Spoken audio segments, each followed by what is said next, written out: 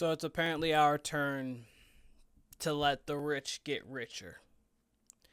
Trade to Chiefs Kingdom. The Patriots move Josh Uche to the Kansas City Chiefs, and we're going to break down all aspects of the trade, if it was good, bad, or in between, here on Patriots Digest with your host, Keenan Warner. And this has been a weird last 24 hours. We got the upset win, which we're going to dive into in a later video. And then we've got this trade, which is solid. And then, it shouldn't matter because it's the Patriots right now, and 2-6 is 2-6. But we're going to break it all down. Again, Patriots community, we need to stick together. I understand there's a little bit of highs, there's lows. But as a community, we need to stick together. Hit that subscribe button and let's grow as a Patriots collective and a Patriots community here at Patriots Digest. But the Patriots are trading Josh Uche to the Chiefs for a 2026 sixth-round pick.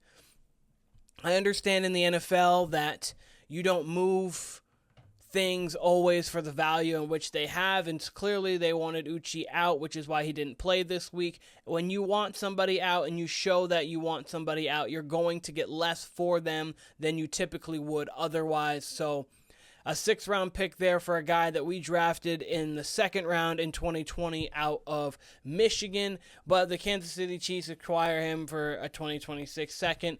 Healthy scratch in the win against the Jets amid his fifth-year outside linebacker. People were interested in him, and of course we just had to go give him to the Chiefs, who have arguably the best defense in the league right now. The way that they're playing on that side of the ball, I mean, they've been playing good enough defense to where Mahomes turns the ball over. They get it at the 3-yard line, the Raiders, that is, this week, and they don't even score.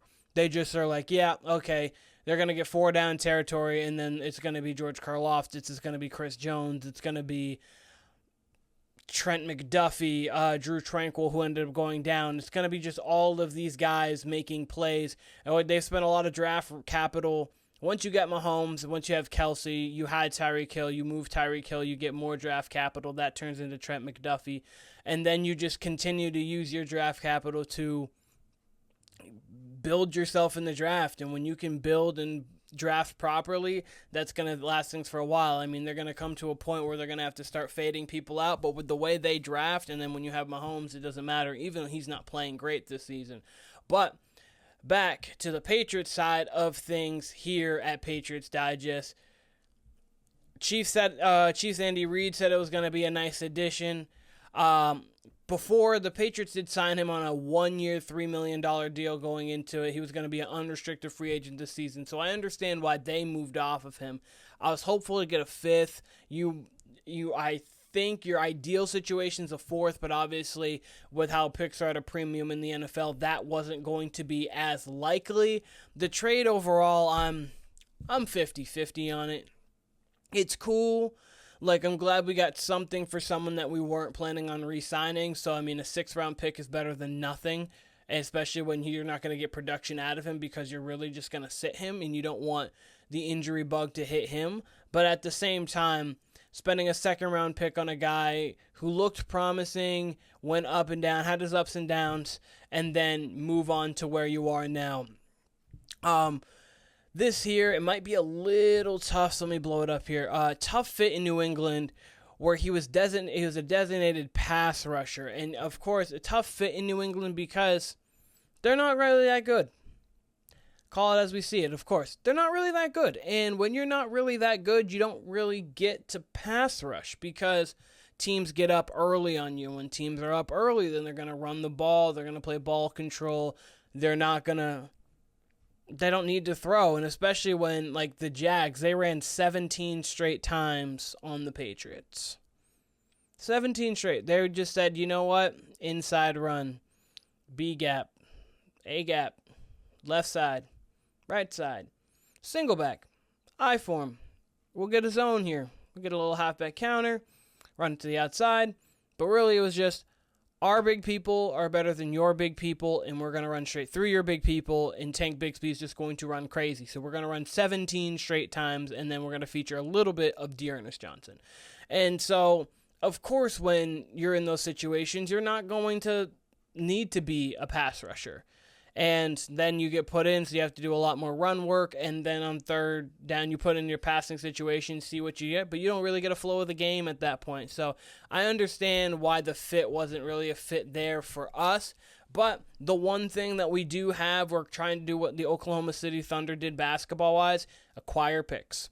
Just keep them coming. Keep them coming. Even if they're late round picks, you can still flip those picks to get earlier ones. So this year, we got 2/3, 1/3 from the Matthew Judon trade, and then we got 3/7. We did give up our 6 in the J.C. Jackson trade in 2023. So we've got 4 picks in the first 3 rounds, and then we've got 3/7. We could be able to move off a couple of those 7th, maybe to move into the 6th round, possibly move into the 5th if we add next year's picks. And then we've also got next year now with the Chiefs pick added, we got 2 6th-round picks. So we're going to continue to accrue picks from trading the people that we have. I mean, we have Kendrick Bourne, who could be on the way out. Our receiving core is not phenomenal. That will actually be discussed in this next video I'm going to be doing very soon, talking about the Patriots beating the Jets in one of the biggest moments, probably going to be the biggest moment of our season. I understand the Bengals, even though they're 3-5, they're still a good team, or a decent team. I don't want to say good right now. They have their warts, but it's the Jets. We hate the Jets. So this is the biggest win of the season. Shout out to Jacoby Brissett for that.